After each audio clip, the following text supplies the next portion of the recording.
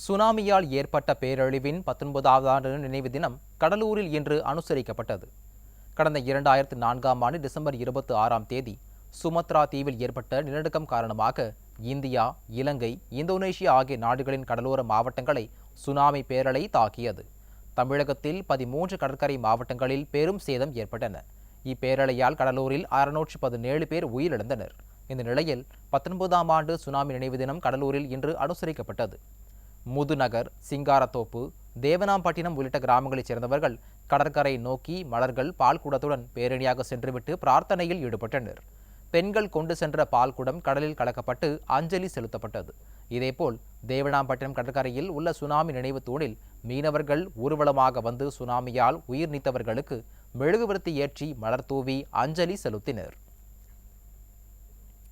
கன்னியாகுமரி மாவட்டம் நாகர்கோவிலில் மணக்குடி கடற்கரை கிராமத்தில் சுனாமியின் 19ஆம் ஆண்டு நினைவு தினத்தையொட்டி உயிரிழந்த 139 பேரின் கல்லறையில் உறவினர்கள் கண்ணீர் அஞ்சலி செலுத்தினர். மேலும் அதே கிராமத்தில் உள்ள தேவாலயத்தில் சிறப்பு பிரார்த்தனை மற்றும் திருப்பலி நடந்தது. சுனாமி நினைவு தினத்தையொட்டி குமரி மாவட்ட கடலோர கிராமங்களில் மீனவர்கள் இன்று ஒருநாள் மீன்பிடிக்க கடலுக்கு செல்லவில்லை. திருவள்ளூர் மாவட்டம் பழவேற்காடு கடற்கரையில் சுனாமியால் உயிரிழந்தவர்களுக்கு மெழுகுவர்த்தி ஏந்தி கண்ணீர் அஞ்சலி செலுத்திய பிறகு கடலில் பால் ஊற்றியும் மலர் தூவியும் மரியாதை செலுத்தப்பட்டது. இதில் வைரவன்குப்பம் கிராம மக்கள் மற்றும் திருவள்ளூர் மாவட்ட பாரம்பரிய ஐக்கிய மீனவர் சங்க பிரதிநிதிகள் கலந்து கொண்டு அஞ்சலி செலுத்தினர். கன்னியாகுமரி மாவட்டம் கோட்டில்பாடு புனித அல்லேசியார் ஆலய வளாகத்தில் சுனாமியால் உயிரிழந்தவர்களின் நினைவு தூணில் அவர்களது உறவினர்கள் மெழுகுவர்த்தி ஏற்றி மலர் தூவி அஞ்சலி செலுத்தினர்.